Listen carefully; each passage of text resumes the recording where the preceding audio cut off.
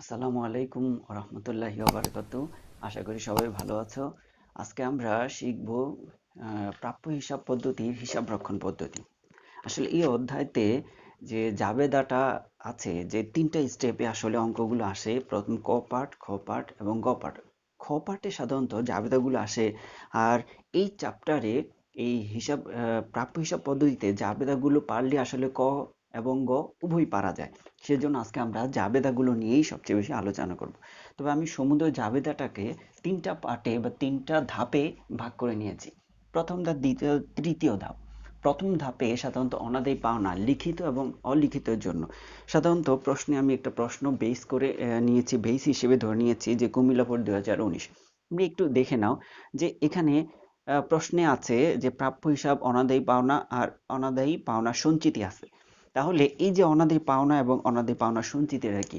আসলে প্রাপ্য হিসাবের মধ্যে যেটা নিশ্চিত আর আদায় করা সম্ভব না সেটা হলো অনাদায়ী পাওনা। আর সঞ্চিতিটা হচ্ছে যে ভবিষ্যতে আরো ক্ষতি হতে পারে এরকম একটা আগাম ক্ষতির ব্যবস্থা করা, সেটা হলো অনাদায়ী পাওনা সঞ্চিতি। এবার একটু আমরা দেখব যে এই প্রশ্নে দেখো অনাদায়ী পাওনা প্রশ্নে যে রাও মিলে দেওয়া আছে সেটা হলো লিখিত। আর অতিরিক্ত তথ্য হিসেবে যে অনাদায়ী পাওনা দেওয়া আছে সেটা হলো অলিখিত। আবার প্রশ্নে অনাদায়ী পাওনা সঞ্চিতি যেটা প্রশ্নে দেয়া আছে, উল্লেখ করা আছে রাও মিলের মধ্যে, সেটা হলো পুরাতন অনাদায়ী পাওনা সঞ্চিতি। এবং নতুন করে যেটা ধরতে বলা হয়েছে এবং অতিরিক্ত তথ্য হিসেবে অবশিষ্ট প্রাপ্য হিসাবের উপর 5% হারে অনাদায়ী পাওনা সঞ্চিতি সৃষ্টি হবে, এই সৃষ্টি করাটা হচ্ছে নতুন অনাদায়ী পাওনা সঞ্চিতি। এবার একটু দেখো যে অনাদায়ী, আমরা লিখিত অনাদায়ী পাওনা ধরেছি কোনটা, যেটা অনাদায়ী পাওনা প্রশ্ন অর্থাৎ রেওয়া মিলে দেয়া আছে। যেমন রেওয়া মিলে দেয়া আছে অনাদায়ী পাওনা সঞ্চিতি 8,000 টাকা, তাহলে আমরা এই 8,000 টাকা ডেবিটে লিখবো আর প্রাপ্য হিসাব 8,000 ক্রেডিটে লিখবো। আসলে এখানে যেইভাবে জাবেদাগুলো দেয়া আছে এইভাবে যদি কেউ মুখস্থ করে ফেলে তাহলে তাহলেও চলবে। এর বাইরে সাধারণত আসে না। আর যতই কঠিন হোক এইভাবে দেওয়া হবে, অর্থাৎ ওই যে গরু রচনা আমরা শিখেছি না ছোটবেলা, যে একটা গরু রচনা যেই প্রশ্নে আসুক সে গরু রচনা দেয়, এইরকমই তুমি যেভাবেই আসুক তুমি যদি এইভাবে সিরিয়ালে সাজিয়ে দিতে পারো তাহলে কোনো সমস্যায় পড়বে না। আর অনেক বইতে বা অনেকে এই দুইটা জাবেদাকে একটা করে দেয়। আসলে দুইটা জাবেদা লিখিতের জন্য আলাদা এবং অলিখিতের জন্য আলাদা, এটা দেয়াটাই হলো সবচেয়ে বেস্ট। সেজন্য আমরা এখানে দিয়ে দিচ্ছি। তাহলে দেখো লিখিত কোনটা, যেটা রেওয়া মিলে দেয়া থাকে, অনাদায়ী পাওনা আছে 8,000 টাকা, সেটার জন্য আমরা দিলাম। আর অতিরিক্ত তথ্য হিসেবে আছে যে প্রাপ্য হিসেবে আরো 4,000 টাকা অনাদায়ী পাওনা হিসেবে হিসাবভুক্ত করতে হবে। তাহলে সেই এটা হলো যে অতিরিক্ত তথ্যের মধ্যে 4,000 টাকা অনাদায়ী পাওনা আছে সেটা হলো অলিখিত। তাহলে অলিখিতর মধ্যে আছে 4,000 টাকা, আর প্রাপ্য হিসাবে এখানে আছে 4,000 টাকা, তাহলে টোটাল হলো 12,000 টাকা। অনেক বইতে দেখবা বা অনেকেই দেখবে এইভাবে দেয় অনাদায়ী পাওনা সঞ্চিতি হিসাব ডেবিট, প্রাপ্য হিসাব ক্রেডিটে 4, এখানে 8,000 আর এখানে 4,000, টোটাল 12,000 টাকা এভাবে দিয়ে দেয়। আসলে এইভাবে আলাদা করে দেওয়াটাই সবচেয়ে ভালো। এটা আমরা ধরে নিলাম যে প্রথম ধাপ। এবার দ্বিতীয় ধাপে আসবো। এই দ্বিতীয় ধাপটাই হচ্ছে সবচেয়ে ইম্পর্ট্যান্ট এবং এখানেই আসলে বুঝার বিষয় আছে যে চারযোগ্য অনাদায়ী পাওনা। আসলে এই জাবেদাটা পারলেই তোমার ক এবং গহ, ক খ গ সবগুলোই পারা যাবে। সেজন্য জাবেদাটাই আমরা সবচেয়ে বেশি গুরুত্ব দেব। এবার একটু দেখো প্রয়োজনীয় জাবেদার মধ্যে এখানে আছে চারযোগ্য অনাদায়ী পাওনা। এই চারযোগ্য অনাদায়ী পাওনার জন্য আমাদের একটু ছোট্ট ক্যালকুলেশন করে নিতে হবে, সেটা আমরা একটু দেখার চেষ্টা করছি। দেখো এখানে অনাদায়ী পাওনা আছে কত, অনাদায়ী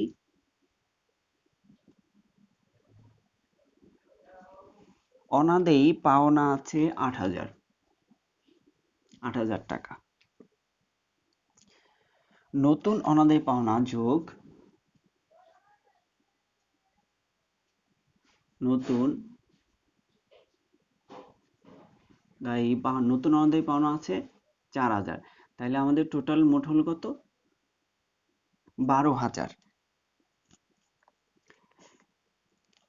এরপরে আমরা করব যোগ। দেখো এই অতিরিক্ত তথ্যের মধ্যে আছে যে প্রাপ্য হিসাবে আরো 4,000 টাকা অনাদায়ী পাওনা, তাহলে আমরা নতুন অনাদায়ী পাওনা 4,000 যোগ করে ফেলেছি। এবার অবশিষ্ট প্রাপ্য হিসাবের উপর 5% অনাদায়ী পাওনা সঞ্চিতি সৃষ্টি করতে হবে, তার মানে নতুন অনাদায়ী পাওনা সঞ্চিতি, অনাদায়ী পাওনা সঞ্চিতি নতুন অনাদায়ী পাওনা সঞ্চিতিটা কিভাবে সৃষ্টি করে একটু খেয়াল করো, যে আমাদের প্রাপ্য হিসাব আছে 1,20,000। তাহলে 1,20,000 থেকে আমরা যদি 4,000 বাদ দেই তাহলে থাকবে 1,16,000। 1,16,000-এর 5%। এই 1,16,000-এর 5% হলো আমাদের নতুন অনাদায়ী পাওনা। আমরা অনাদায়ী পাওনা সঞ্চিতির একটু ক্যালকুলেশন করে নেই। 1,20,000 থেকে বিয়োগ 4,000 তারপরে গুণ 5%, তাহলে আসে 5,800 টাকা। তাহলে টোটাল হবে কত? 5,000, 12,000 গুণ যোগ 5,800, তাহলে আসে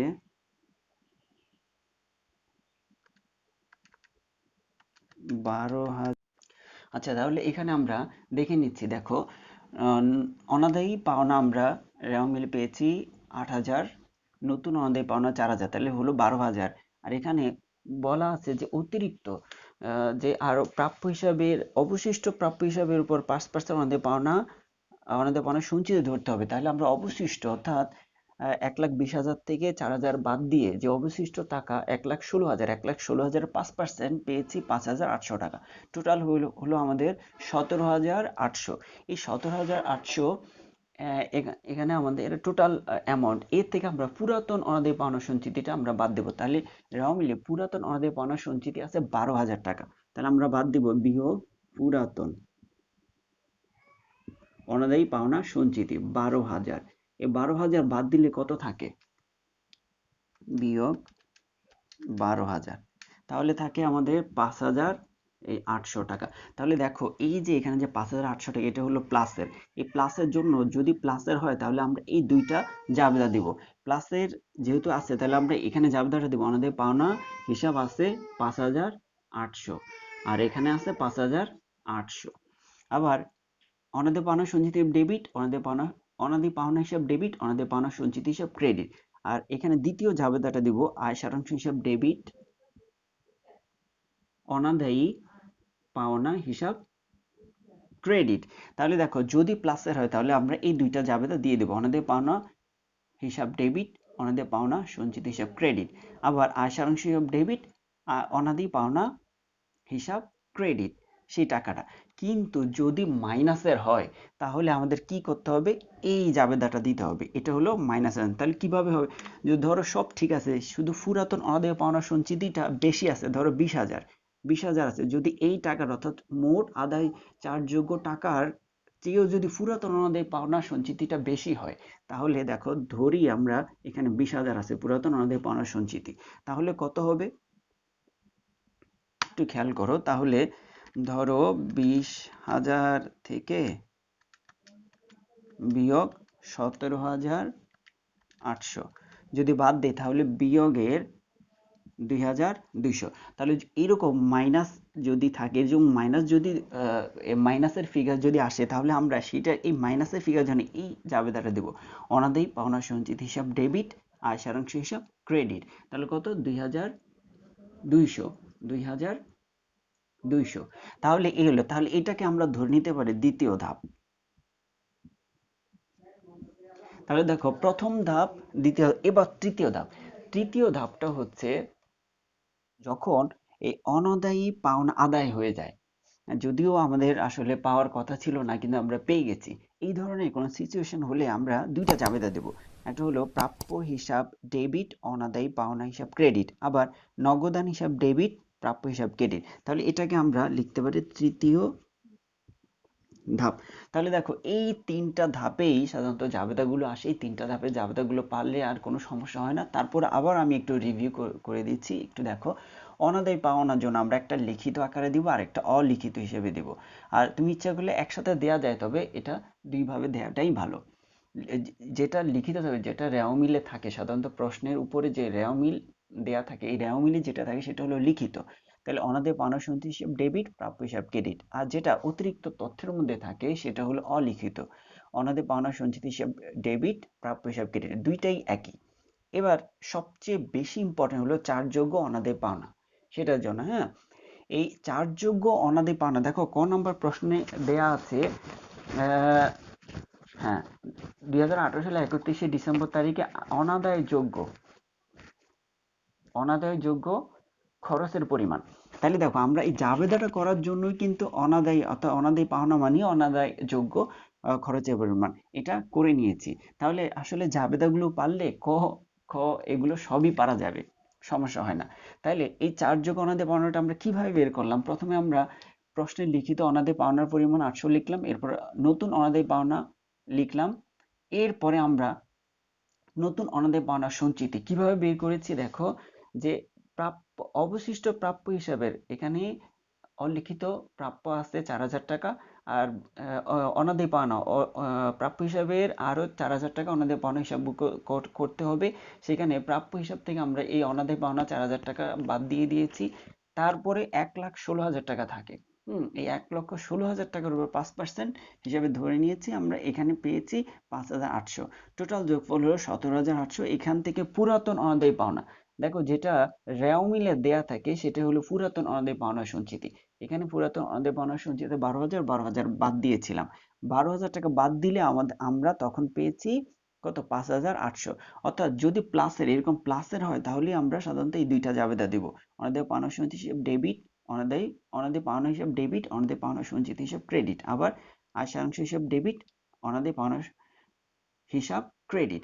আর যদি বিয়োগের হয়, অর্থাৎ যদি আমাদের মোট আদায়যোগ্য অনাদায়ী পাওনার চেয়ে যদি পুরাতন অনাদায়ী পাওনার সঞ্চিতিটা বেশি হয়ে যায় তাহলে এইরকম বিয়োগের আসবে। আর বিয়োগের জন্য শুধু একটা জাবেদা দিলেই চলবে, সেটা অনাদায়ী পাওনার সঞ্চিতি হিসাব ডেবিট, আর সারাংশ হিসাব ক্রেডিট। এই ছিল আমাদের জাবেদাগুলো। এই জাবেদাগুলো একটু ভালো পারলে আশা করি প্রাপ্য হিসাবে কোনো সমস্যা হয় না, 10-এ 10 পাওয়া সম্ভব। ইনশাআল্লাহ সবাই ভালো থাকবে, আমার জন্য দোয়া করবে। আল্লাহ হাফেজ। আসসালামু আলাইকুম ওয়া রাহমাতুল্লাহি ওয়া বারাকাতুহু।